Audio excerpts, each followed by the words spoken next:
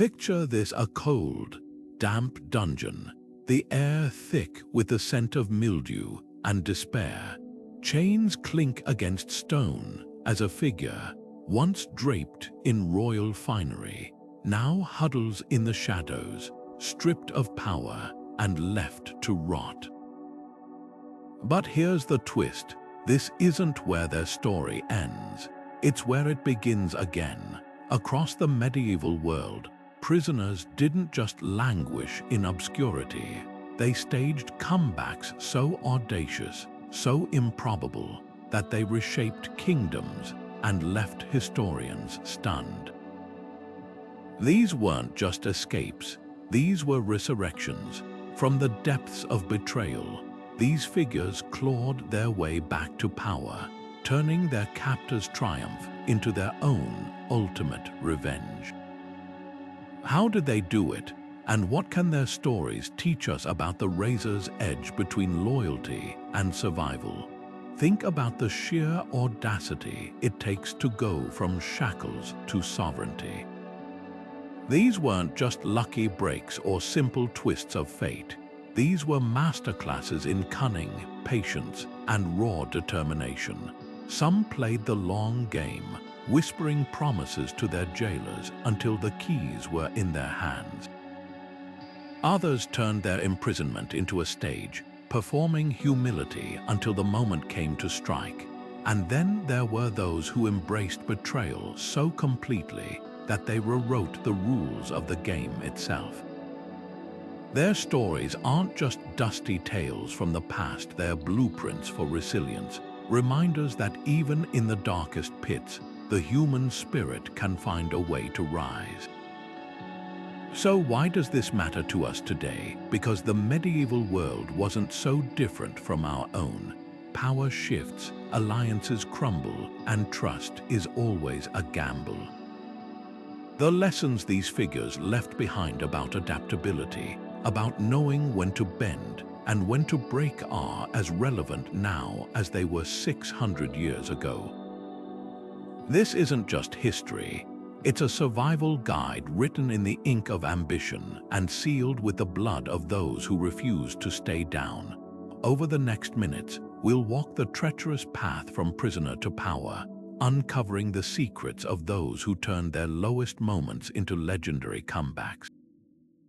Get ready, because their stories will make you question everything you thought you knew about loyalty, betrayal, and the price of a throne.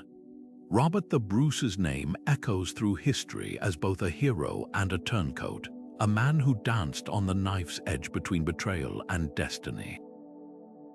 Imagine the weight of that choice the moment he knelt before England's king, swearing loyalty, only to later raise his sword against the very crown he'd pledged to serve. To his enemies, he was an oath-breaker of the worst kind. To Scotland, he became the spark that lit the fire of independence. But here's what few realize: his so-called treachery wasn't a sudden whim. It was a calculated gamble, forged in the crucible of a nation's desperation. Take his infamous murder of John Comyn, a rival claimant to the Scottish throne, right on the altar of a church. The act was so shocking it nearly destroyed Bruce's cause before it began. Excommunicated, hunted, and stripped of allies, he became a fugitive in his own land. Yet this was the turning point, the moment he shed the veneer of diplomacy and embraced the brutal truth of power. Legends say he found inspiration in a spider's relentless attempts to spin its web, a metaphor for his own stubborn resilience. And just like that spider, he wove his own web of rebellion, thread by thread, until it could hold the weight of a kingdom. The Battle of Bannockburn wasn't just a military victory. It was the culmination of a masterclass in psychological warfare. Bruce understood something his enemies didn't. Reputation is mightier than steel. By the time his outnumbered forces faced the English army, whispers of his cunning had already done half the work. Soldiers spoke of a king who could vanish into the highlands like a ghost, who turned swamps into traps and fear into a weapon. When the dust settled, Scotland had its independence, and Bruce had rewritten his legacy from traitor to liberator. But history rarely paints in clean strokes. Was he a patriot or an opportunist? The answer lies in the aftermath. Unlike so many conquerors, Bruce didn't cling to power for its own sake. He spent his final years securing Scotland's future, even as his body failed him. His heart, literally carried into battle after his death, became a symbol of his nation's unbreakable spirit. That's the real lesson of his story, not that betrayal leads to power, but that redemption is possible when the cause is greater than oneself. The Bruce didn't just reclaim a throne, he forced history to ask a far more dangerous question. When the lines between right and wrong blur, who gets to decide what makes a traitor? Elina of Aquitaine didn't just survive imprisonment, she weaponized it. Picture this, a queen who once held courts of love, presiding over poets and knights, now locked away in a tower, her world reduced to cold stone and silence. But here's what her captors underestimated. A cage can't contain a mind like Elina's. For 15 long years, while Henry II thought he'd neutralized his greatest rival, she was orchestrating a comeback that would redefine medieval power. How? By turning her prison into a command center. Letters were her lifeline. Smuggled out by loyal servants, they carried instructions to her sons, whispers to allies, and veiled threats to enemies. Every folded parchment was a chess move, every sealed wax stamp a silent rebellion. She knew something kings often forget. True power isn't just about who holds the keys. It's about who holds the narrative. While Henry raged over rebellions, Elena's words were quietly turning her sons against him, painting their father as the tyrant and herself as the wronged matriarch. By the time young Richard Lionheart took up arms, the stage was already set. Her imprisonment hadn't broken her influence, it had concentrated it like a blade tempered in fire. Then came the ultimate irony. Henry's death didn't just free Elina, it handed her the reins. As regent for Richard, she ruled England with a deftness that proved her years in confinement had been anything but idle. She negotiated treaties, crushed revolts, and even personally secured Richard's ransom when he was captured abroad. The woman who'd been written off as a political relic was now the glue holding an empire together. But the real brilliance of her strategy, she never let her captivity define her. Instead, she let it refine her. While others might have grown bitter, Elina used the isolation to study her enemies, to pinpoint their weaknesses, and to plan her resurgence. Her story isn't just about resilience, it's about redefining the battlefield. When the world tries to silence you, you don't just wait for the walls to crack. You learn to make your voice carry through them, and that's the lesson that echoes beyond the Middle Ages. Elina's imprisonment wasn't an ending, it was a pivot. A reminder that power isn't always about thrones or titles. Sometimes it's about the quiet, relentless work of outthinking your opponents, even when the odds seem impossible. She didn't just reclaim her freedom, she rewrote the rules of the game, proving that the sharpest weapon in any leader's arsenal isn't a sword, it's patience. John II of France faced a choice no ruler ever wants: to make surrender his freedom to save his kingdom's honor, or cling to power and let his people bear the shame. Captured after the disastrous Battle of Poitiers in 1356, he spent 4 years in English gilded captivity, a pawn in a high-stakes game of ransom negotiations. But the true test of his character came later, when his son Louis, sent as a hostage to guarantee payment, slipped away from his guards. What happened next stunned Europe. John, now back on French soil, packed his bags and rode straight back to London, surrendering himself once more. To modern eyes, it seems unthinkable, a king willingly trading his throne for a prison cell. But in that moment, John wasn't just making a decision about himself. He was defining what it meant to be a monarch. The ransom demanded for his release was astronomical: 3 million gold crowns, nearly twice France's annual revenue. Paying it would beggar the kingdom, yet refusing meant leaving their king in enemy hands, a humiliation that could unravel the very idea of royal authority. John's solution was both elegant and devastating. He'd go free, but his son would take his place as collateral. When Louis broke his word and escaped, the fragile trust between nations crumbled. For John, honor wasn't just personal, it was the foundation of diplomacy itself. By returning, he sent a message: a king's promise was worth more than his crown. Yet history hasn't been kind to his choice. Some argue he doomed France to decades of instability, leaving a power vacuum that sparked peasant revolts and noble infighting. Others see his act as the last gasp of chivalry's ideals in an age where pragmatism was eclipsing principle. What's often forgotten is the quiet pragmatism beneath his apparent sacrifice. By upholding the sanctity of treaties, John ensured future negotiations wouldn't collapse into chaos. And by placing honor above expediency, he gave France something more valuable than gold: a legend of integrity that would outlive him. His death in captivity in 1364 adds another layer of tragedy. Stripped of regalia, surrounded by foreign attendants, he still insisted on being addressed as king. Even in defeat, he understood something profound. Power isn't just about territory or treasure. It's about the stories people tell long after you're gone. Was he naive to think honor could shield a kingdom from chaos? Perhaps. But in a world where rulers routinely broke oaths for profit, John's stubborn adherence to his word became its own kind of rebellion, a refusal to let pragmatism erase principle. His story forces us to ask, when the cost of integrity is everything you hold dear, would you pay the price? The debate over his legacy mirrors our own struggles with leadership today. In an age of realpolitik and shifting alliances, John's choice feels almost alien, yet it lingers in the imagination precisely because it defies easy judgment.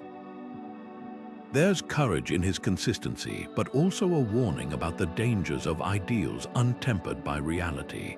His final act, dying far from home to preserve a promise, doesn't offer clean answers. It leaves us with something far more valuable, a question that echoes across centuries. What do we owe to those we lead? And when the bill comes due, will we pay it or turn away? Louis XI of France earned his nickname the Spider King, not through brute conquest, but by spinning webs so intricate his enemies didn't realize they were trapped until it was too late.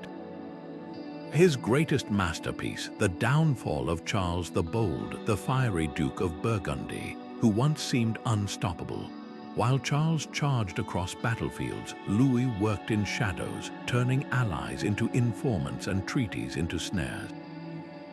He didn't just defeat his rival, he orchestrated a collapse so complete that history barely noticed the strings he pulled.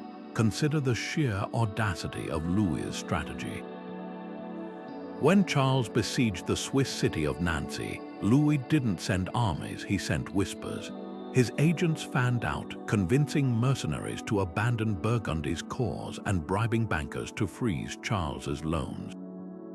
By the time the battle began, Charles was leading a hollow force against enemies he'd underestimated, all because Louis had spent years quietly undermining his reputation.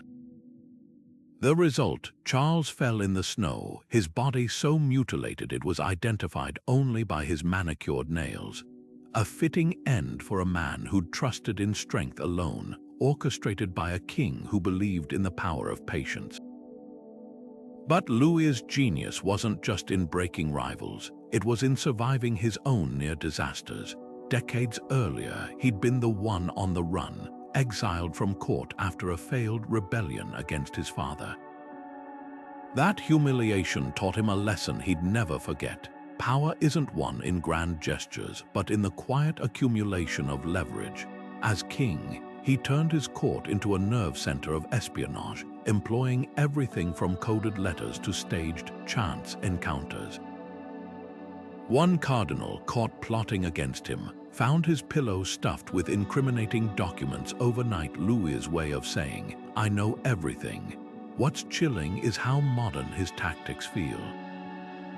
He didn't just punish rebels, he made them useful, turned enemies into informants by offering pardons laced with conditions, ensuring their loyalty hinged on betraying others.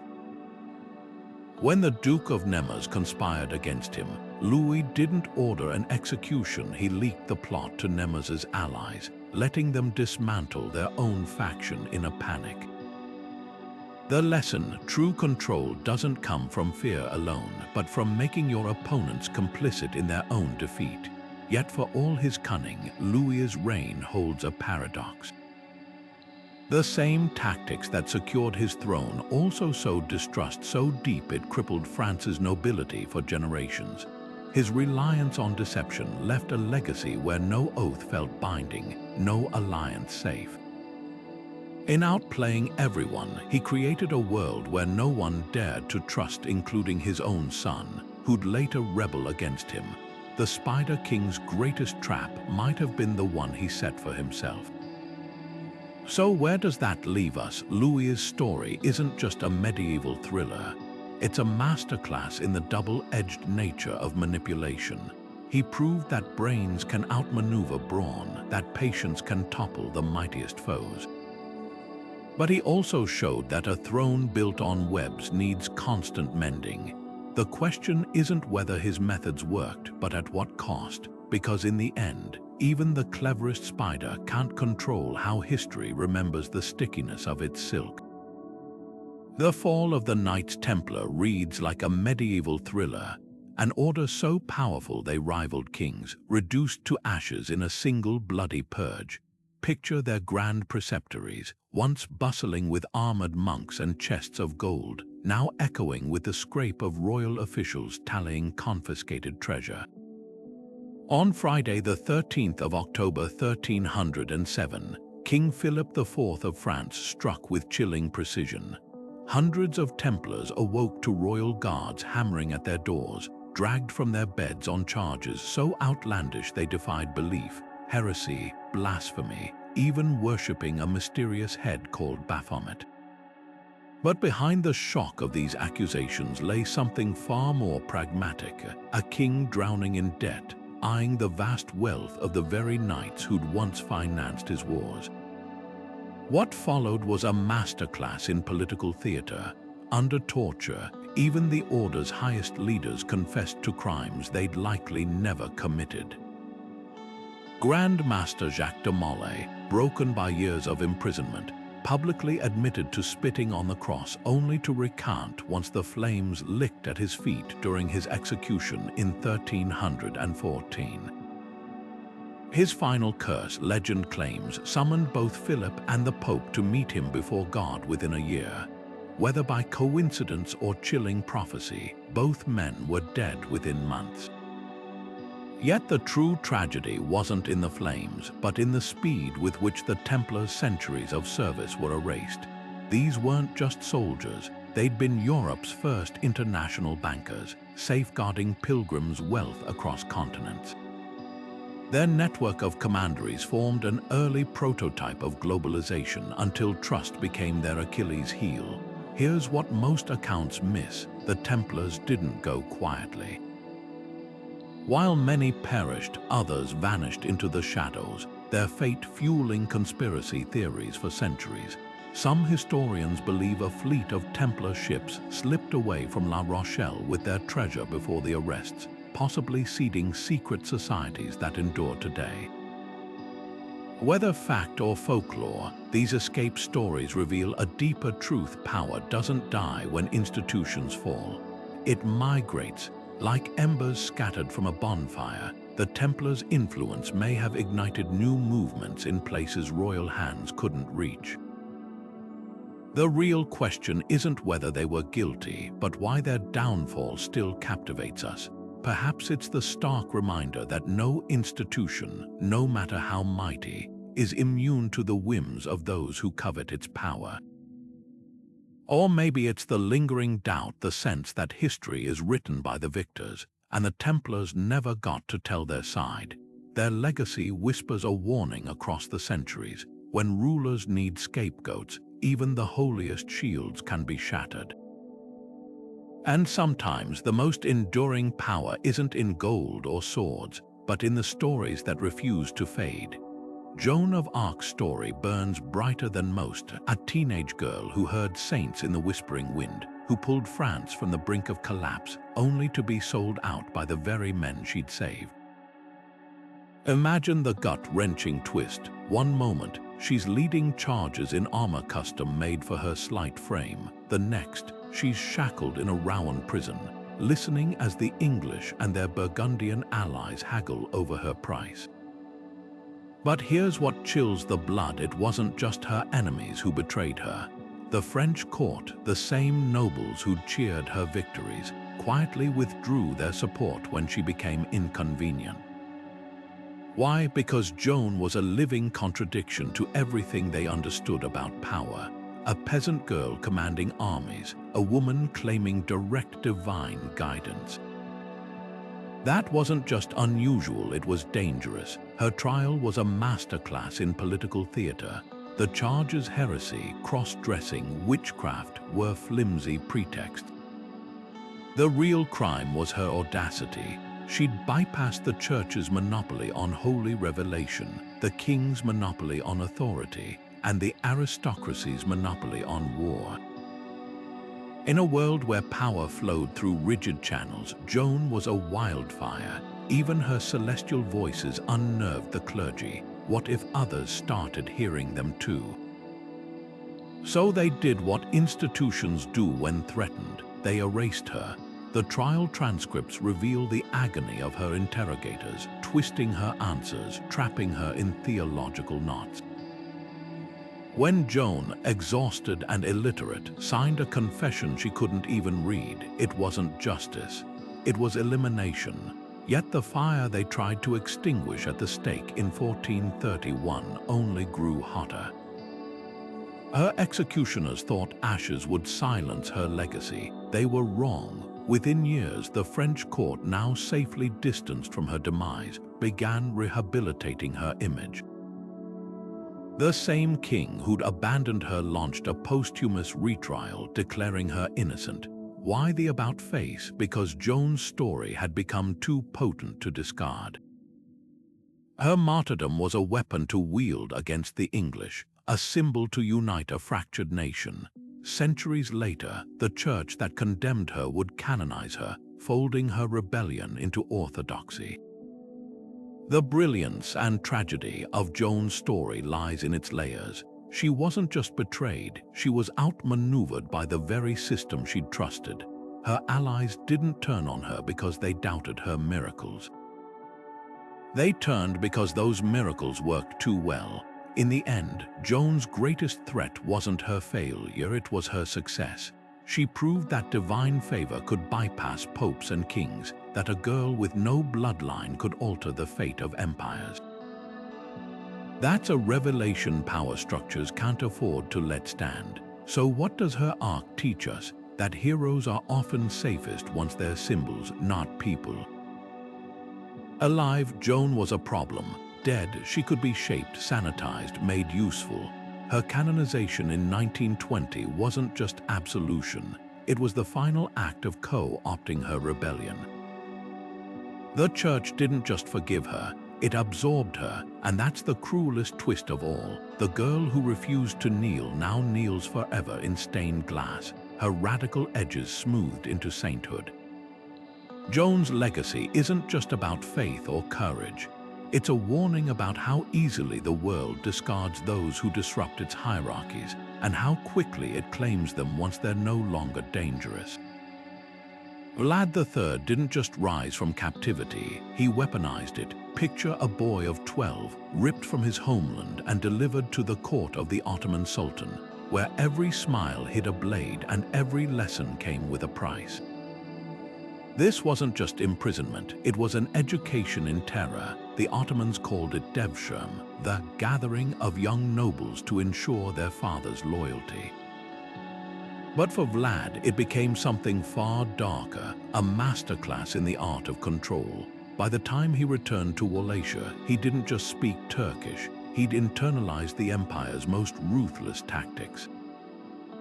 And when power finally fell into his hands, he didn't just use those lessons, he refined them into something even his teachers feared. The infamous impalements that earned him the name Dracula weren't random acts of cruelty. They were psychological warfare calculated to break enemies before battles even began. Imagine an invading Ottoman army cresting a hill, only to find a forest of corpses lining the road, each body mounted on a spike stretching miles into the distance.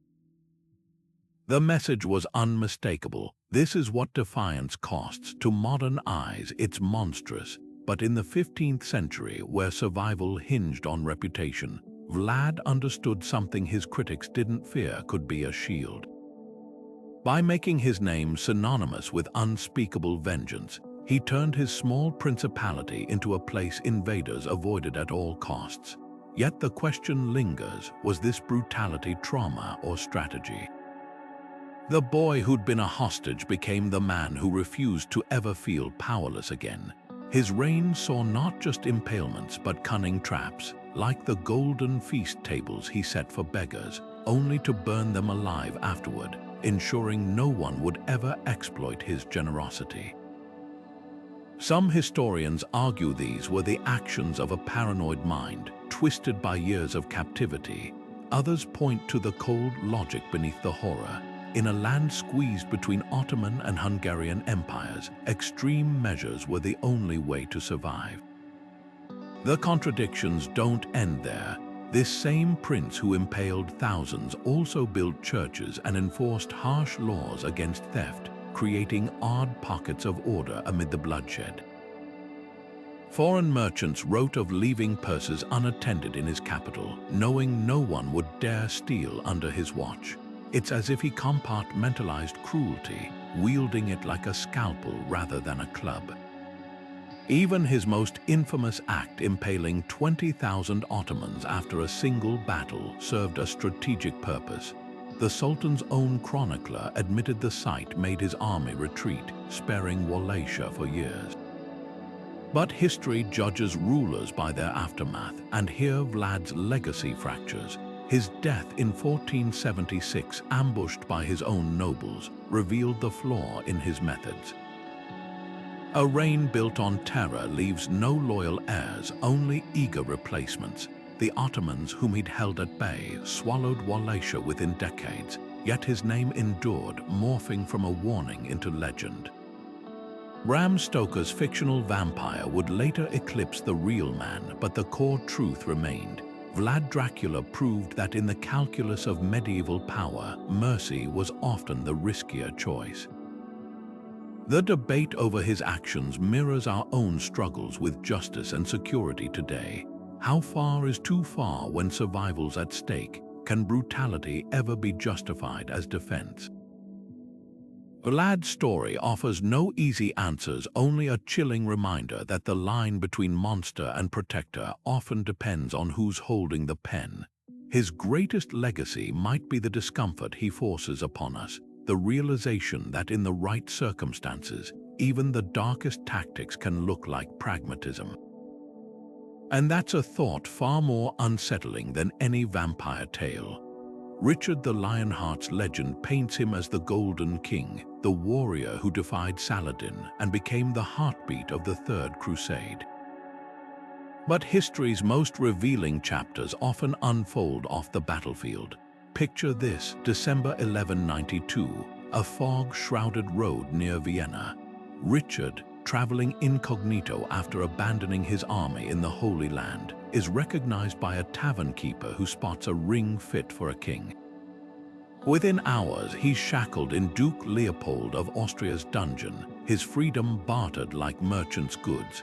The irony stings Europe's most celebrated knight, captured not in glorious combat, but because he couldn't resist flaunting his wealth. The ransom demand was staggering 150,000 silver marks, nearly 3 times England's annual revenue. To raise it, Elina of Aquitaine unleashed a financial blitz that reshaped medieval economics. Taxes bled the countryside dry, church gold was melted down, noble families pawned heirlooms, even the wool clip, England's chief export, was seized for auction. But here's the twist: this wasn't just a rescue mission. It was a masterstroke of political theater. Elina turned the crisis into a propaganda campaign, circulating letters depicting Richard as Christ-like in his suffering. By the time the money was gathered, his captivity had cemented his myth more firmly than any crusade victory. Yet Richard's return in 1194 wasn't the happy ending chroniclers pretend. England had changed. His brother John had spent the interregnum carving his own power base, while Philip II of France, once Richard's closest ally, had nibbled at Angevin territories. What followed was less a triumphant homecoming than a high-stakes game of catch-up. The Lionheart didn't reclaim his throne through battle. He bought it back, pardoning John with a chilling pragmatism that revealed his true priority: stability over vengeance. His post-ransom reign raises unsettling questions. Was the warrior king actually sharper as a diplomat than a swordsman? Consider his rapid-fire campaigns against Philip. Instead of headlong charges, he employed mercenaries, built revolutionary fortifications like Chateau Gaillard, and leveraged his celebrity to sway public opinion. Even his death shot by a crossbow bolt while besieging a petty lord's castle carries symbolic weight. The man who'd faced down Saladin fell to an anonymous archer, a reminder that in medieval politics, giants often stumble on smallest stones. The real lesson of Richard's saga isn't about ransoms or battles. It's about the elasticity of power. He lost 4 years of his reign, yet returned to rule as if he'd never left. Why? Because medieval loyalty wasn't to crowns or laws, it was to personalities. Richard understood that authority wasn't just held, it was performed. His flamboyant generosity, his carefully staged public penances, even his legendary temper, all were tools to keep subjects enthralled. In an age where most kings ruled through fear, he mastered something rarer: the art of making people want to follow him. So was his captivity a failure? Not if you measure by his legacy. The Richard who emerged from prison was leaner, shrewder, more attuned to the chessboard of power than the boy who'd galloped off to crusade. His ransom nearly broke England, but his return proved something more valuable: that in the medieval world, exile could be a king's sharpest teacher, and charisma the mightiest weapon in any ruler's arsenal. The Lionheart's greatest triumph wasn't surviving captivity, it was making history forget he'd ever been gone. Matilda's story begins with a crown snatched away before it could settle on her brow, a moment that should have been her triumph, twisted into exile. Imagine the scene: London in 1141, the streets buzzing as she's proclaimed Lady of the English, only for the tide to turn violently against her. The nobles who'd sworn oaths to her father, King Henry I, now balked at bowing to a woman. Their betrayal wasn't just personal, it was a collision with an era that couldn't fathom female sovereignty. Yet Matilda refused to fade into the shadows. What followed was a civil war so brutal it earned the nickname the Anarchy, a 19-year storm where she proved that even when denied a throne, a woman could still rewrite the rules of power. Her greatest weapon, relentlessness. While her cousin Stephen of Blois sat uneasily on the throne she claimed, Matilda waged a campaign of strategic patience. She didn't just marshal armies, she outmaneuvered Stephen politically, leveraging her ties to the church and the growing discontent among barons. At one pivotal moment, she even turned her own escape from Oxford Castle into legend, fleeing across frozen rivers in a white cloak that blended with the snow. It wasn't just survival, it was theater, a performance of defiance that kept her cause alive in the minds of allies and enemies alike. The irony is thick enough to taste. Matilda never ruled as queen in her own right, yet her influence shaped England's future more deeply than many who wore the crown.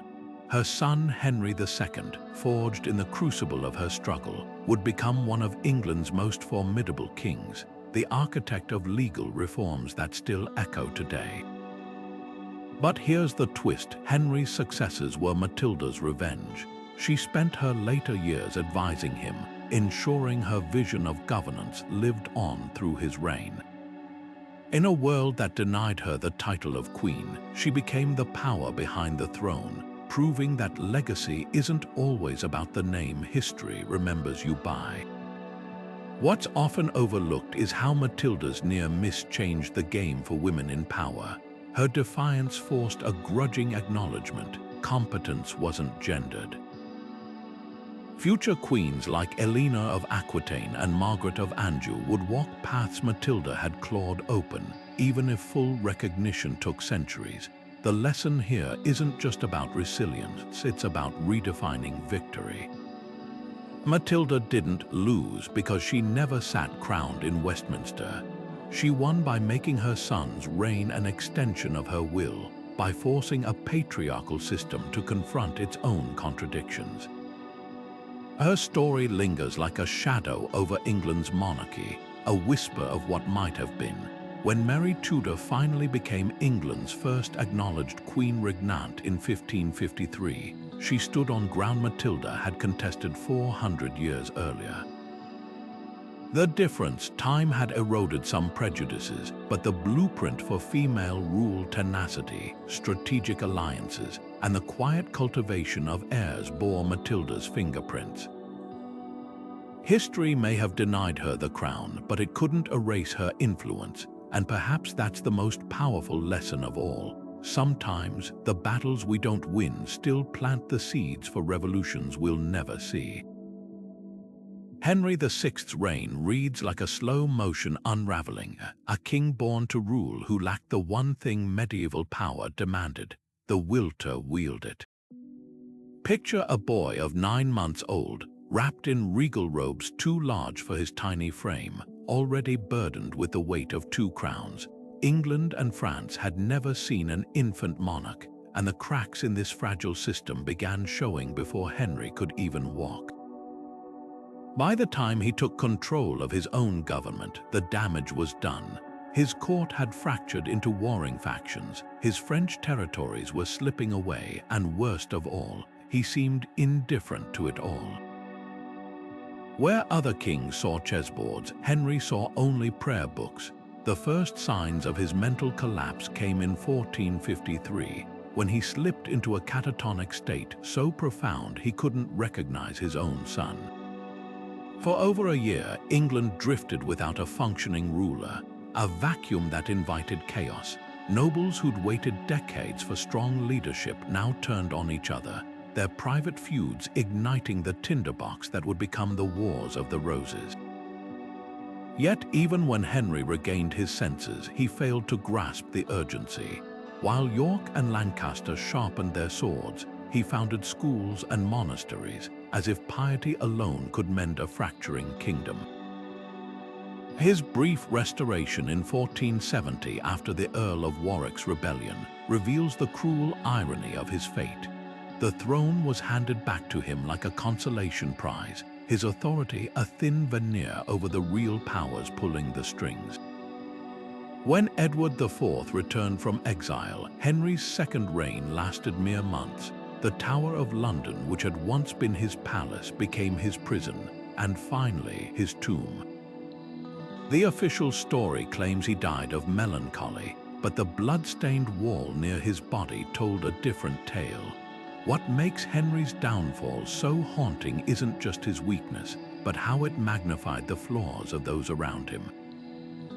His wife Margaret, fierce as a lioness, became vilified for the ambition her husband lacked. His advisors, who should have been his pillars, exploited his passivity for their own gain. Even his piety, which might have been a virtue in a monk, became a liability in a king expected to lead armies. In another era, his gentle nature might have been celebrated. But the medieval world had no room for rulers who couldn't project strength. The lesson here cuts deeper than the blade that likely ended Henry's life. Power isn't just about bloodlines or divine right. It's about the daily act of holding it. A crown left unguarded becomes a prize for others to seize. Henry's tragedy wasn't just personal. It exposed the brutal truth that leadership, then as now, demands more than good intentions. It requires the grit to fight for your place, the cunning to keep it, and the awareness that weakness, however innocent, can be the deadliest flaw of all. His ghost lingers in every modern leadership crisis, whispering a warning we ignore at our peril. Authority unclaimed is authority lost. Edward IV's exile in 1470 was no quiet retreat. It was a masterclass in humiliation.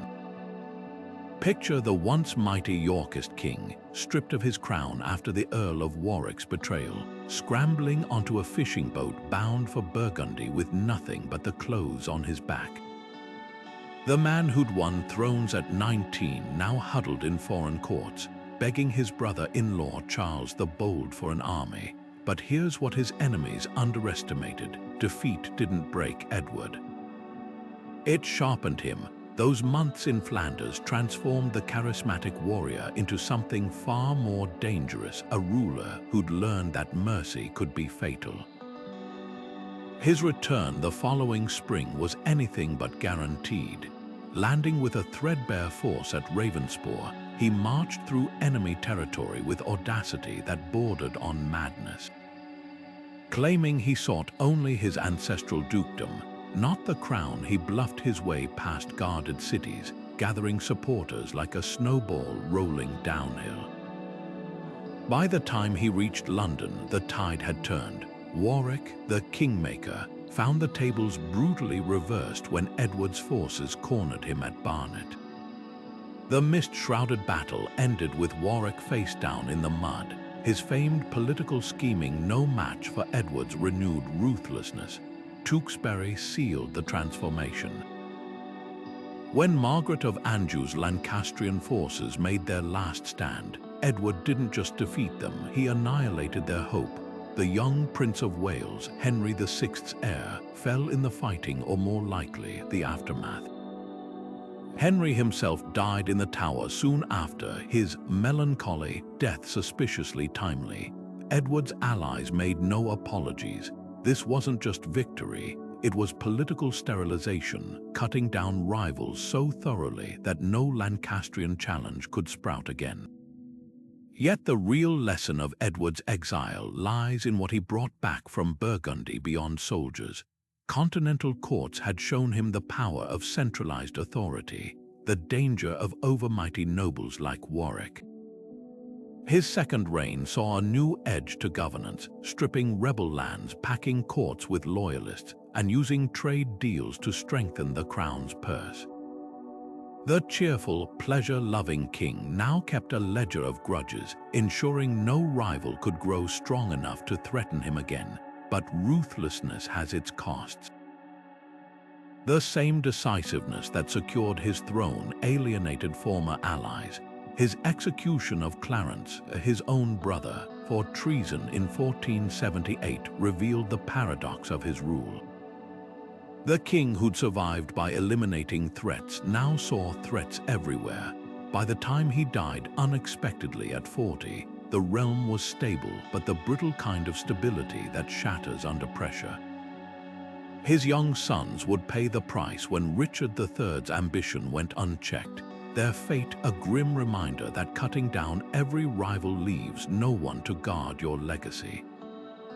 Edward's story forces us to ask, can a leader be too ruthless for their own good? His exile forged a king who never again risked compassion, who trusted only in the sword's edge.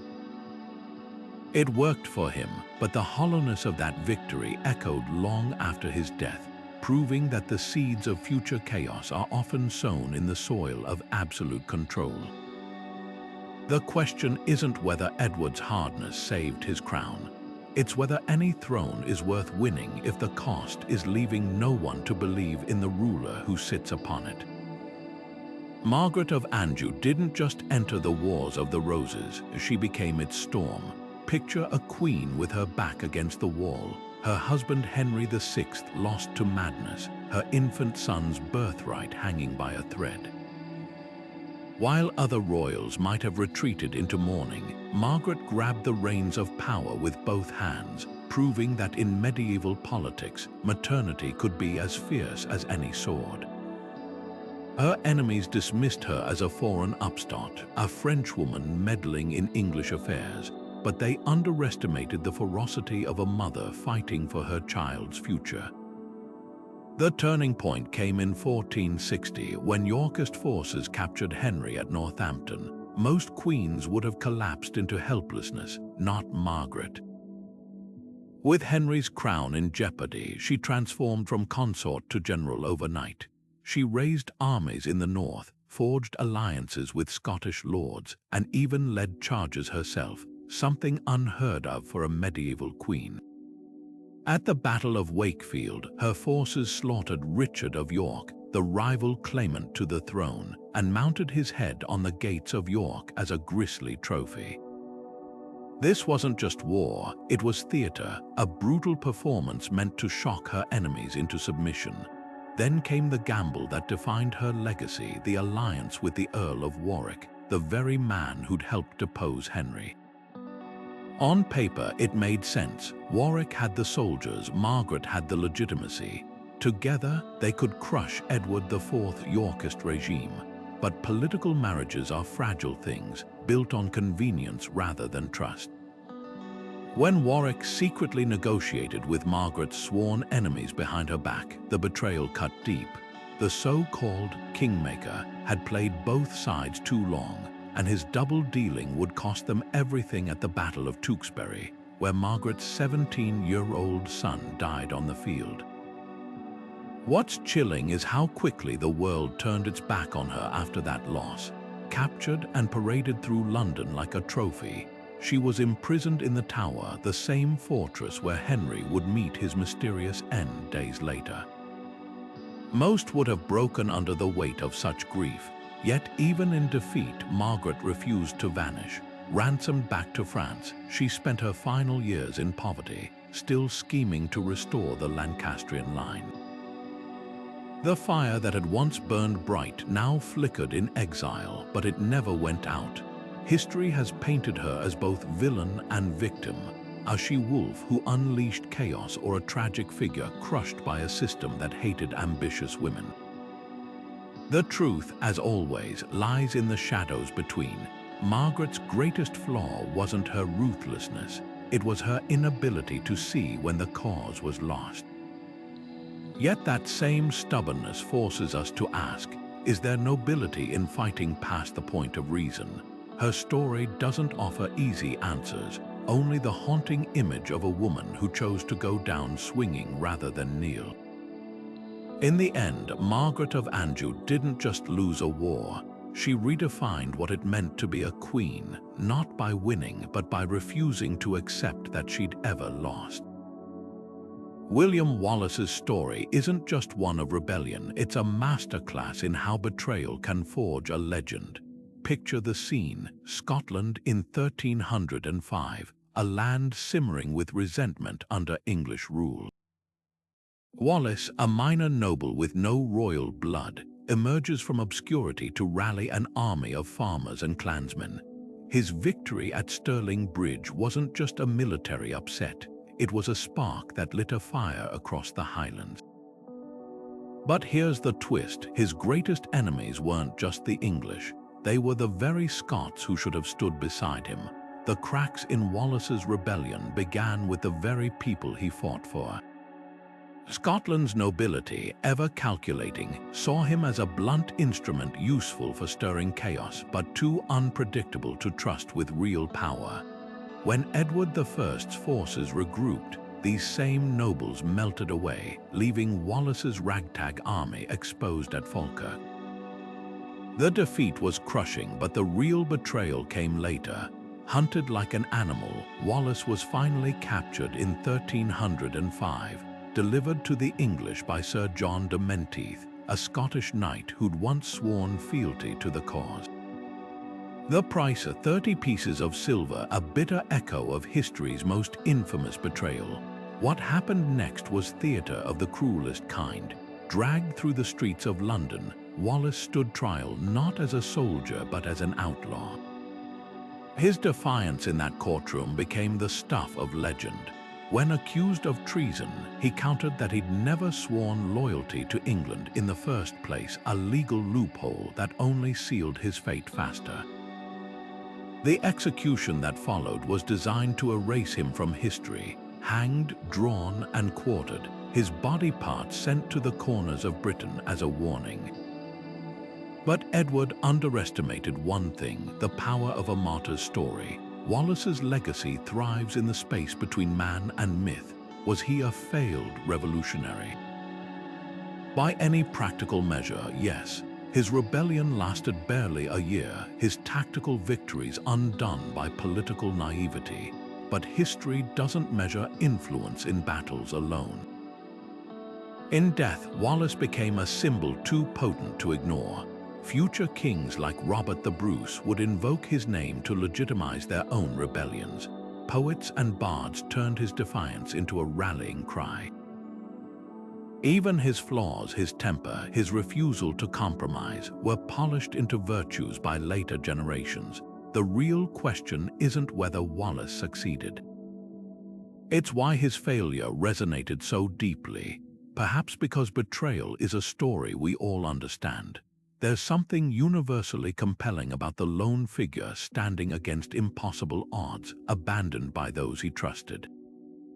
Wallace's tragedy wasn't just his gruesome end, it was the realization that revolutions often eat their own.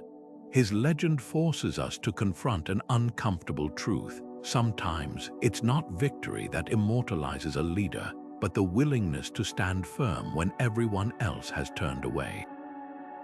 Today, his statue at Stirling Bridge gazes toward the battlefield where he triumphed, a silent rebuke to the nobles who traded him for peace. The irony is rich. Those who betrayed Wallace hoped to control the narrative. Instead, they ensured his name would outlast theirs by centuries. In the end, the man who never ruled a single castle became the eternal king of Scottish defiance, proof that some defeats are more powerful than victories. Philippa of Hainault moved through the blood-stained 14th century like a whisper in a thunderstorm, a queen who understood that true power often lies not in taking lives, but in sparing them. While her husband Edward III waged war across France, Philippa mastered a different kind of warfare, the battle for hearts and minds. Nowhere was this more evident than at Calais in 1347, where 6 burghers knelt in the mud, nooses around their necks, their city starved into surrender after a brutal siege. Edward, flush with victory, wanted their heads as a warning to other rebellious towns. But Philippa saw something he didn't: the cost of cruelty. Falling to her knees despite her advanced pregnancy, she begged for their lives. It wasn't just mercy she offered, it was strategy wrapped in velvet. The moment reveals the depth of her political instincts. By interceding, Philippa accomplished what Edward's armies couldn't. She turned vengeful subjects into grateful ones. Those spared burghers became living testaments to Plantagenet magnanimity, their survival a story that would ripple through Flanders and beyond. But this was no isolated act of kindness. Philippa's entire reign was a masterclass in soft power.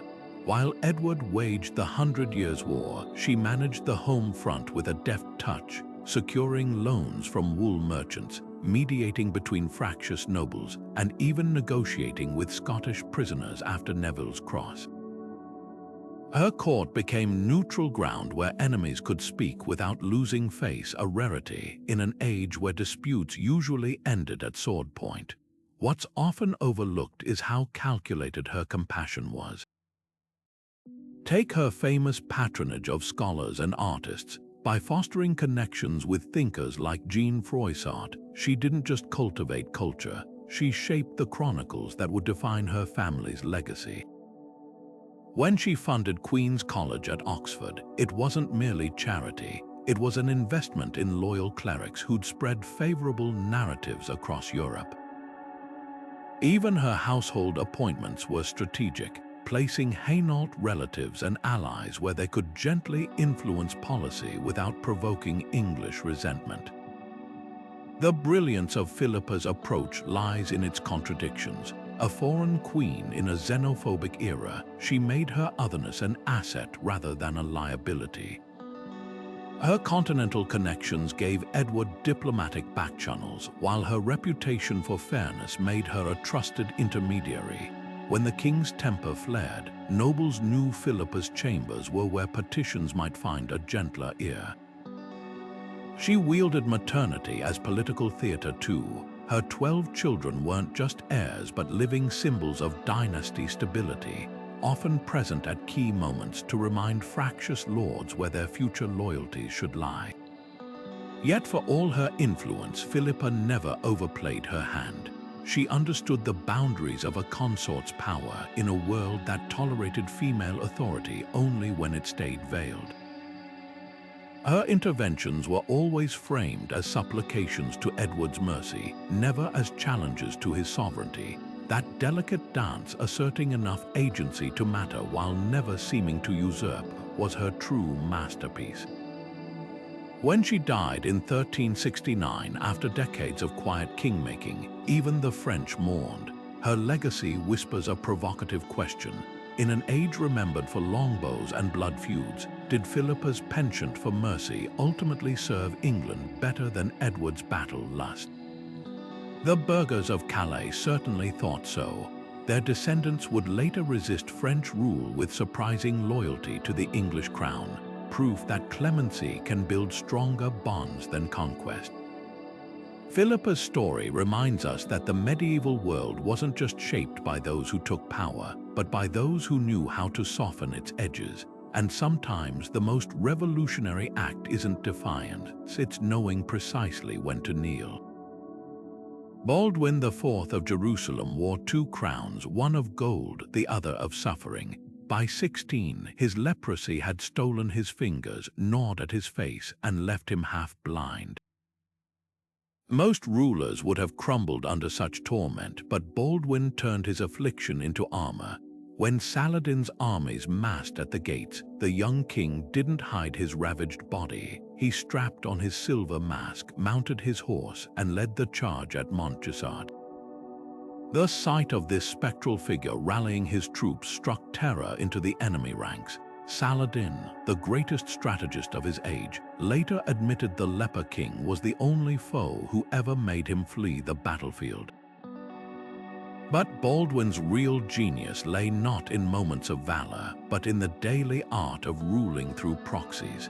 He understood early that physical decay couldn't touch the sharpness of his mind.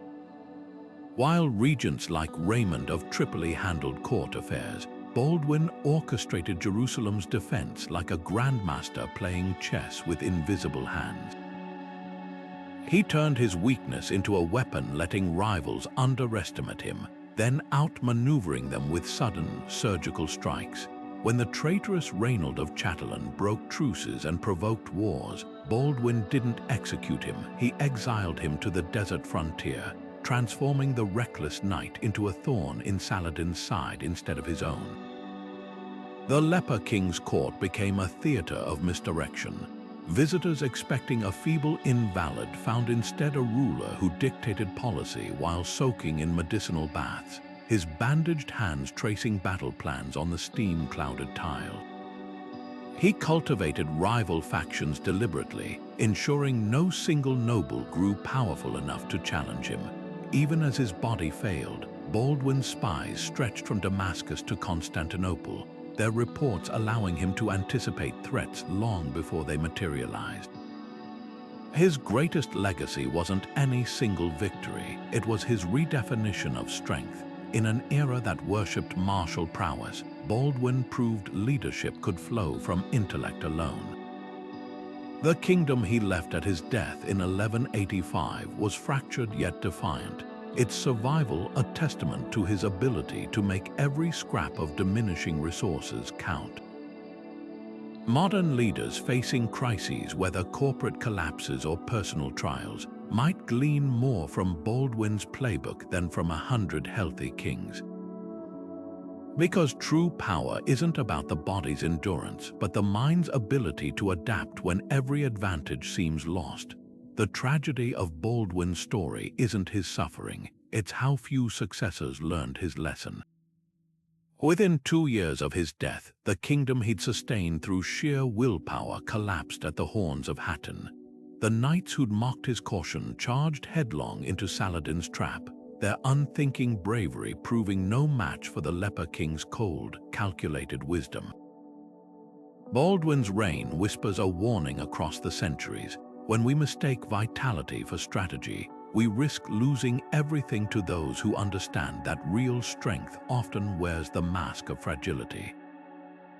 Frederick II's story begins with a pope's worst nightmare, an emperor who refused to kneel, excommunicated not once but twice, branded the Antichrist by the Vatican. He should have been a pariah.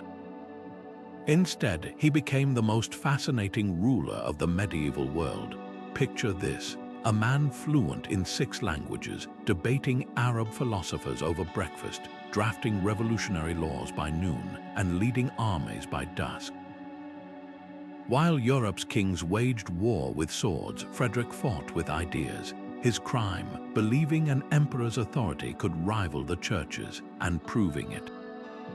His first excommunication came in 1227, when Pope Gregory IX lost patience with Frederick's endless delays in launching a crusade. But here's the twist: when Frederick finally sailed to Jerusalem the next year, he didn't bother with bloodshed, he negotiated. Through sheer diplomacy, he secured Christian access to the Holy City, getting himself crowned King of Jerusalem, all while still excommunicated. The Pope was apoplectic. How dare this heretic succeed where devout kings had failed? Frederick's triumph wasn't just military, it was a slap to the face of religious orthodoxy. He'd played the game better than the Vatican itself. Back in Europe, Frederick's court became a beacon of intellectual rebellion. At his Sicilian palace, Jewish scholars translated Aristotle alongside Muslim mathematicians, while his own manifesto, The Art of Hunting with Birds, revolutionized zoology. This wasn't just patronage, it was provocation. In an age when heresy trials burned men for less, Frederick openly questioned the soul's immortality and mocked transubstantiation. Yet his greatest heresy wasn't theological, it was his insistence that reason could coexist with faith. The second excommunication in 1239 revealed the true stakes of his defiance. Pope Innocent IV, determined to break Frederick's power, declared him deposed at the Council of Lyon. Most rulers would have crumbled under such condemnation. Not Frederick. He turned the tables, accusing the Pope of overreach and rallying German princes with a simple argument: if Rome could unmake emperors, no throne in Europe was safe. The conflict became a referendum on secular authority itself. What's often forgotten is how Frederick's cultural projects fueled his political survival. His legal reforms in Sicily created Europe's first centralized bureaucracy, a web of loyal officials who owed everything to the crown, not the church. His patronage of science and art cultivated a class of thinkers who saw him not as an outcast, but as a patron of progress. Even his infamous menagerie, with its giraffes and elephants parading through Italian towns, wasn't just spectacle. It was soft power, dazzling subjects into remembering his empire's reach stretched beyond Christendom. So was he a heretic or a visionary? The answer depends on where you stand. To the Pope, he was the devil incarnate. To his subjects, he was Stupa Mundi, the wonder of the world. His real legacy lies in the cracks he hammered into medieval Europe's rigid hierarchies. By proving an emperor could spar with popes and win, by making his court a sanctuary for forbidden ideas, Frederick forced history to confront an uncomfortable truth. Progress often wears the mask of heresy. The labels we slap on outliers say more about our fears than their flaws, and sometimes the figures called Antichrist by one age are remembered as pioneers by the next. The irony, the very church that cursed him would later adopt his bureaucratic innovations, his scholarly methods, even his diplomatic tactics. Frederick didn't just reclaim his throne, he reshaped the future, one excommunication at a time. Pope Boniface VIII once believed his authority stretched beyond heaven itself until the day French soldiers kicked down his palace doors. Picture the scene, Anagni, 1303. The aging pope huddled in his chamber as armored men burst in, slapping his face and dragging him through the streets like a common criminal. For 3 agonizing days, Christ's vicar on earth was held prisoner, subjected to mock trials and whispered threats, while Philip IV of France, the very king he'd excommunicated weeks earlier, orchestrated his humiliation from afar. Boniface's eventual release came too late. Broken in body and spirit, he died within a month. His demise not just a personal tragedy, but a seismic shift in the medieval world order. This wasn't just a political spat, it was a collision of 2 irreconcilable visions of power. Boniface had staked his papacy on an ancient idea, that spiritual authority trumped earthly crowns. His infamous bull Unam Sanctam declared it flatly: "It is necessary for salvation that every human creature be subject to the Roman pontiff." To Philip, this wasn't theology, it was treason. The French king, drowning in debt from wars with England, had begun taxing the clergy without papal consent. When Boniface forbade it, Philip retaliated with a weapon more devastating than armies: propaganda. His ministers flooded Europe with lurid accusations, heresy, simony, even sodomy, painting the Pope not as God's representative, but as a corrupt old man clinging to outdated pretensions. The kidnapping itself was a masterstroke of psychological warfare. By targeting not just Boniface's body but his sacred aura, Philip exposed a truth that would echo for centuries. No institution, no matter how divine its claims, is immune to the raw calculus of force. The Avignon papacy that followed 7 decades of popes residing in France as virtual royal puppets proved the point. Boniface's humiliation didn't just weaken the papacy, it rewrote the rules of engagement between church and state. Yet the real irony lies in the aftermath. Philip, desperate to legitimize his coup, pressured Boniface's successor to posthumously condemn him. When that failed, he resorted to corpse diplomacy, exhuming the dead pope's rival, Celestine V, and staging a canonization to spite Boniface's memory. The spectacle revealed the paradox at the heart of medieval power. Even those who wielded swords craved the church's blessing. Philip could shackle a pope, but he couldn't escape the need for sacred validation. Boniface's story forces us to confront an uncomfortable question. Was his downfall a failure of arrogance or a testament to his conviction? In an age where most rulers bent to political wins, he dared to assert that some lines shouldn't be crossed. His defeat didn't just mark the decline of papal supremacy, it illuminated the cost of standing firm when the tide of history turns. The lesson resonates far beyond medieval Europe. Principles, no matter how noble, rarely survive unscathed when they clash with the cold machinery of power. And sometimes the figures who lose the most spectacularly are the ones who reveal the most about the systems that break them. Gilles de Rais rode alongside Joan of Arc as one of France's most celebrated warriors, his banner fluttering beside hers at the siege of Orleans. By 25, he'd amassed a fortune, commanded armies, and stood at the right hand of a saint. Yet within a decade, he would die screaming on the gallows, accused of crimes so monstrous they still haunt the medieval imagination. How does a hero become a monster, or was something far more calculating at work? The first cracks in Jill's glittering facade appeared after Joan's execution. Stripped of his wartime purpose, he retreated to his estates, plunging into alchemy and the occult. Witnesses later described eerie scenes, secret chambers where forbidden texts piled high, whispered conversations with shadowy figures promising hidden knowledge. But it wasn't just gold Jill sought in those dark arts, it was absolution. The deeper he spiraled, the more children began vanishing from nearby villages. When the accusations finally came, they were almost too grotesque to believe. Kidnapping, torture, murder on a scale that defied reason. Yet the trial itself reeks of political theater. The Duke of Brittany, eyeing Jill's vast lands, orchestrated the prosecution. Key witnesses changed their stories under pressure. The church, eager to distance itself from Joan's former comrade, fast-tracked his condemnation. Even the timing feels convenient. Jill's was arrested just as he prepared to sell properties that powerful neighbors coveted. Was this justice or a land grab dressed in moral outrage? Modern scholars still debate the truth. Some point to Jill's own tearful confession, given after torture, as proof of guilt. Others highlight how medieval courts routinely extracted fantastical confessions to justify preordained verdicts. The real tragedy may lie in the ambiguity.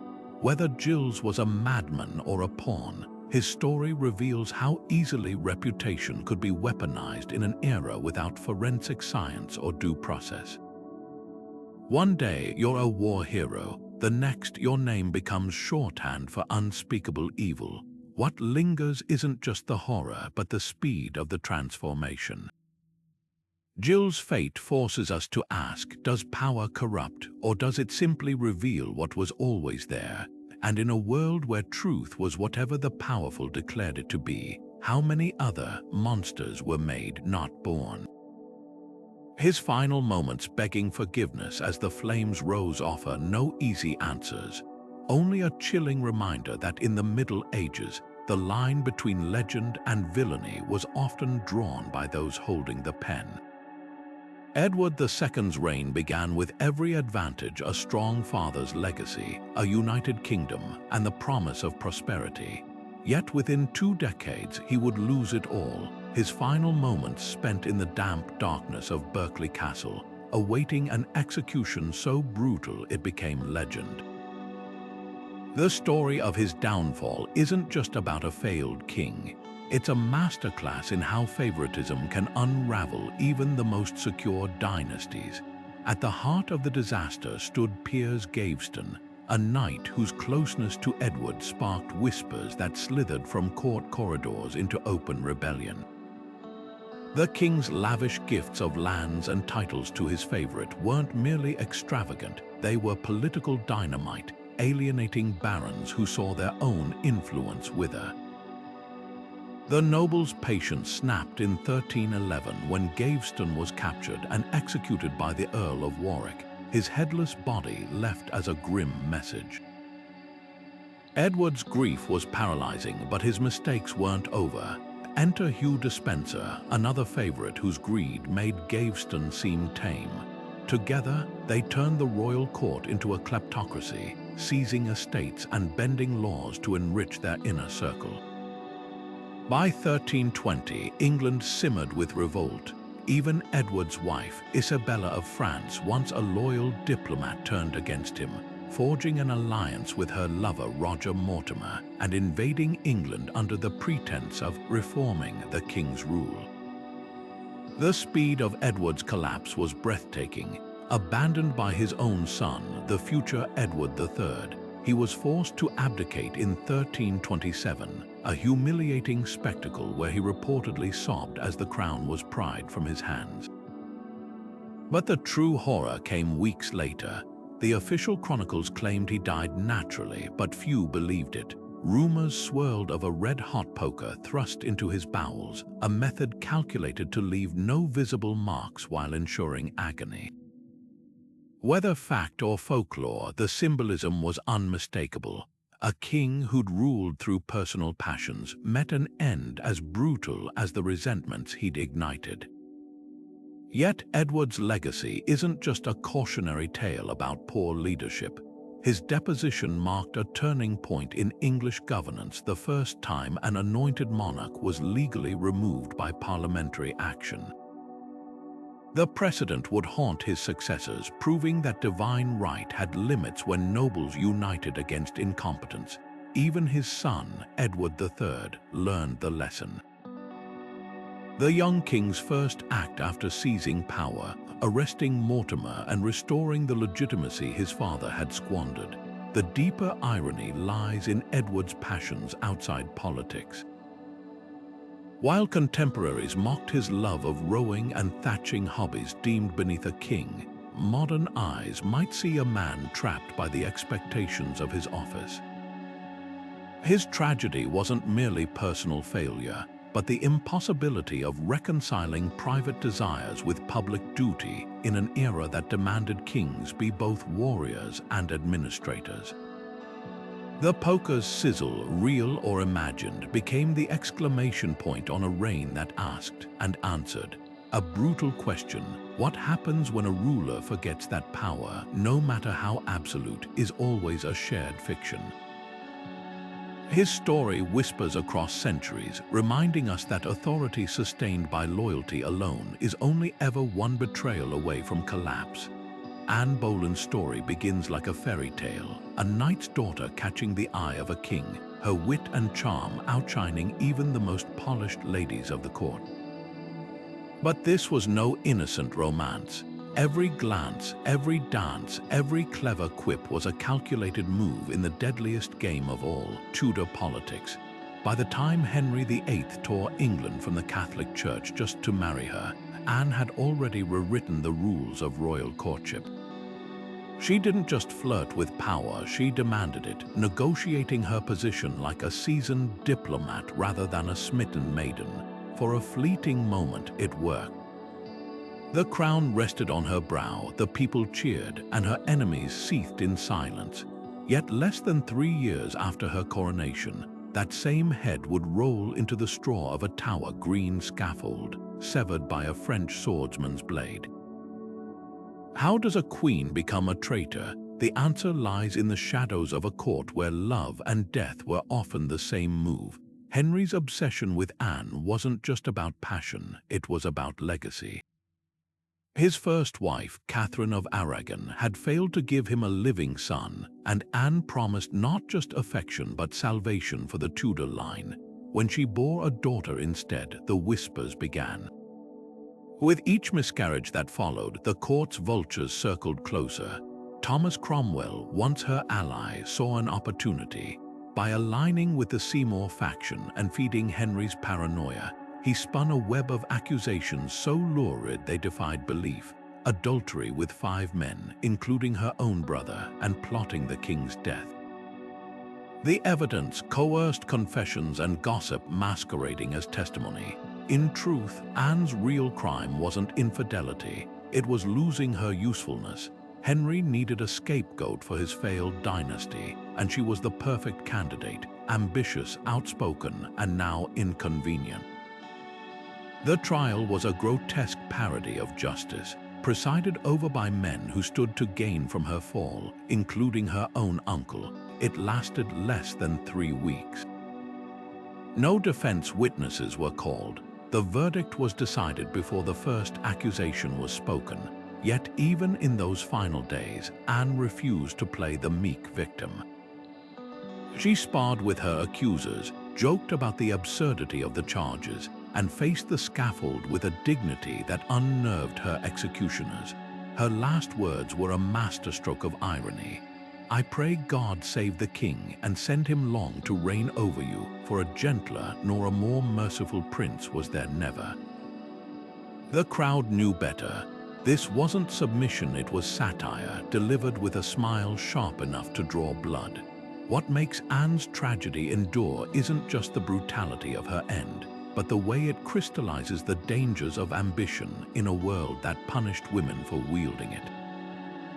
Catherine of Aragon had been set aside quietly, allowed to fade into dignified obscurity. Anne was erased with fire and steel, her name dragged through the mud to justify a king's vanity. Centuries later, her story still resonates because it forces us to confront an uncomfortable truth. Power forgives men their sins, but often makes women pay for their virtues. Anne's greatest legacy isn't the daughter who became Elizabeth the Great, it's the cautionary tale of what happens when a woman dares to believe her brilliance is enough to protect her from the hunger of kings. The Black Prince's victory at Poitiers in 1356 should have been a moment of unbridled triumph, the pinnacle of English martial glory. Instead, it presented a dilemma wrapped in velvet and chains. There, amidst the mud and groans of the dying, stood King John II of France, his armor dented, his royal standard trampled underfoot. Most conquerors would have paraded such a prize through the streets like a trophy. Edward, though, did something astonishing. He bowed, not just a perfunctory nod, but a deep, chivalric gesture of respect to a defeated sovereign. The man history remembers as the Black Prince, a warrior whose name alone could send shivers down spines, chose mercy when cruelty would have been expected, even applauded. This wasn't just politeness, it was a masterstroke of political theater. By treating John not as a prisoner but as an honored guest, Edward transformed a military victory into a moral spectacle. The French king was escorted to London with a retinue fit for a state visit, lodged in the Savoy Palace, and even entertained with jousts in his honor. Every feast, every courteous exchange was a calculated performance, proof that English magnanimity could outshine French pride. Edward understood something his contemporaries often missed. In an age where reputation was currency, generosity could be as potent as any sword. Yet beneath the pageantry lay a colder calculus. Ransoming John wasn't just about gold, though the 3 million crowns demanded would fund England's wars for years. It was about leverage. By keeping the French king alive and comfortable, Edward maintained a living bargaining chip, a check against future aggression. John's son, the Dauphin Charles, now ruled a fractured France, his authority undermined by the very presence of a captive monarch whose legitimacy remained unchallenged. The Black Prince's mercy was in its own way a form of psychological siege warfare. The true test of Edward's strategy came years later when John, released temporarily to raise his ransom, voluntarily returned to English custody after his son escaped. This baffling act of honor stunned Europe. Was it naivety or a king's desperate attempt to preserve the last shred of medieval chivalry in a world rapidly abandoning it? Edward, now ailing with the illness that would eventually claim him, could have pressed his advantage. Instead, he allowed John to renegotiate terms, even reducing the ransom. The message was clear. Even in victory, the Plantagenets could afford to be gracious. But here's the twist. This chivalric facade couldn't mask the era's ruthless undercurrents. While Edward played the noble conqueror, his father, Edward III, was quietly annexing French territories. The Black Prince's courtesy was the glittering surface of a much darker machine. John's captivity didn't prevent the war from grinding on. It merely gave England a prettier mask to wear while wielding its knife. The paradox of Poitiers lingers like smoke after a battle. Was Edward's treatment of John a fleeting glimpse of idealism, or just another weapon polished to a deceptive shine? Perhaps both. In a century drenched in blood, the Black Prince proved that sometimes the most enduring victories aren't seized with a gauntlet, but offered with an open hand. His story forces us to confront a haunting question. Can mercy ever be truly selfless in the shadow of power? or is it always, in some way, a strategy? The answer, like the man himself, remains shrouded in the contradictions of his time. Florence burned with chaos in 1494, the Medici palaces looted, their names spat like a curse in the streets. Just 2 years earlier, they'd been the untouchable puppeteers of the Republic, their golden florins greasing the wheels of politics and art.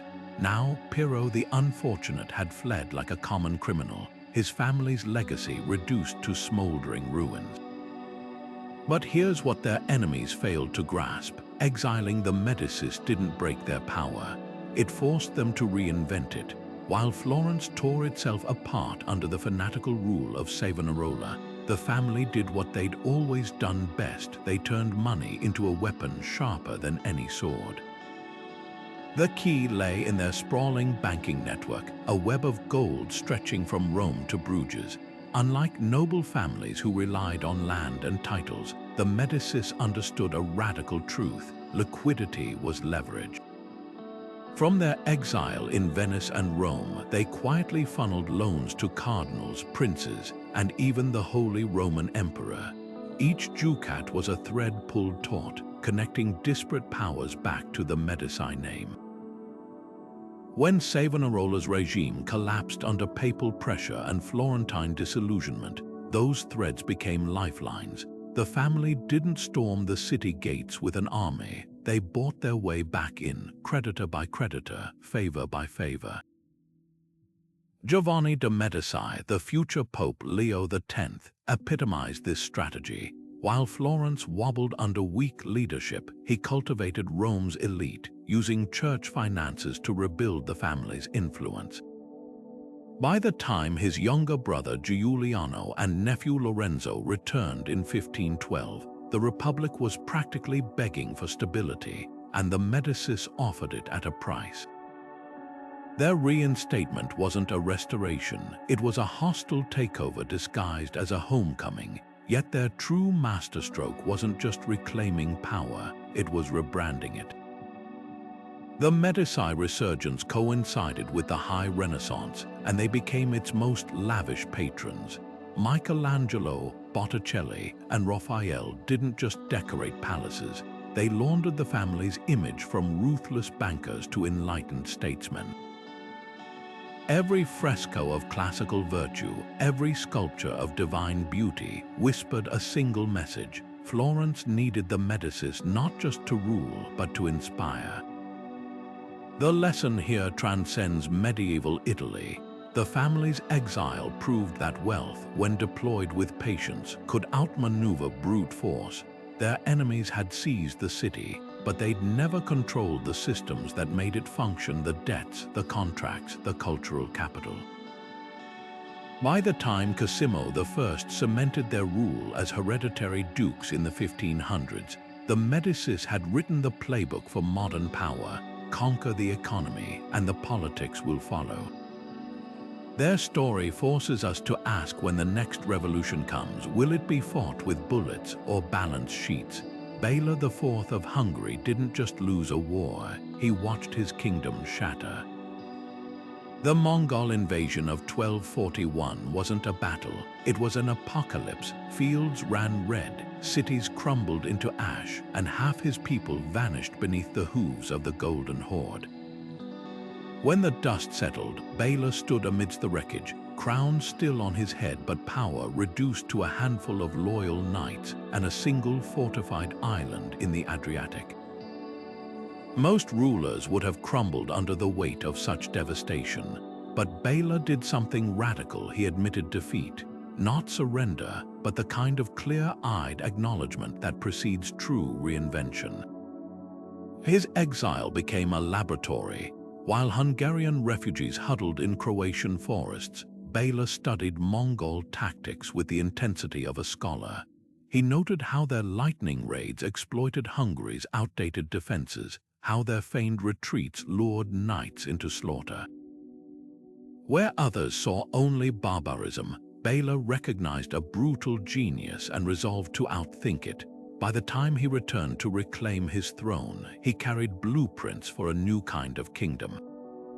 Stone fortresses rose along river crossings, their thick walls designed to withstand siege engines. Noble levies, once Hungary's pride, gave way to professional garrisons funded by royal silver. Even the peasantry got stakes in the new order, with land grants binding them to defend their homes. This wasn't restoration, it was revolution disguised as recovery. Yet Bela's real masterstroke lay in knowing when to sheath the sword. While his father had clashed endlessly with Austria and Venice, Bela courted them, trading concessions for alliances that boxed in future Mongol advances. He even sent Dominican friars deep into the steppes, not to convert but to spy, turning the church's networks into early warning systems. The message was unmistakable. Hungary would no longer be the brittle shield of Christendom. It would be a spider at the center of a web, sensing threats long before they struck. The proof came in 1285 when the Mongols returned. This time, Hungary stood ready.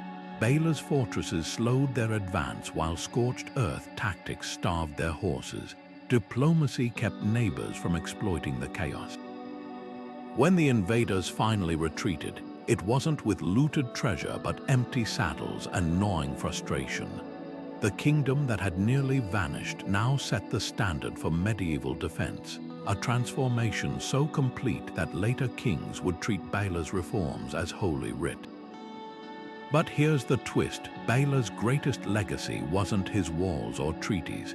It was his willingness to let old Hungary die so a stronger one could rise. Where lesser rulers cling to tradition as their realms burn, he embraced the heresy of change. His story whispers a lesson that echoes far beyond the Middle Ages. Survival isn't about stubbornness. It's about the courage to discard what no longer works, even when it means tearing down the very systems that once made you great. In the end, Bela didn't just rebuild a kingdom, he redefined what it meant to rule one. From dungeons to thrones, these figures teach us that power is never static. It's won, lost, and reclaimed through grit, guile, and sometimes sheer luck. Their stories blur the lines between hero and villain, reminding us that history's traitors are often just the ones who dared to rewrite the rules. Want more tales of ambition and survival? Subscribe and join us as we keep unearthing history's most gripping turnarounds. The past isn't just about dates, it's about the people who refuse to stay imprisoned by fate. But let's pause for a moment and consider the real thread tying these stories together. It's not just about betrayal or cunning, it's about the audacity to believe you can change your story, even when the world has written you off. Think of Elina of Aquitaine turning her prison cell into a command center, or Robert the Bruce transforming exile into a crucible for rebellion. These weren't just comebacks, they were reinventions, proof that the most powerful weapon in history isn't a sword or a crown, but the refusal to accept defeat. And here's the twist: their lessons aren't locked in the past. Whether you're navigating a cutthroat workplace, fighting for a cause, or just trying to rebuild after a personal setback, these medieval survivors offer a playbook. Adapt like Louis XI, who turned enemies into unwitting allies. Persist like Matilda, who carved a path for future queens even when the throne was denied.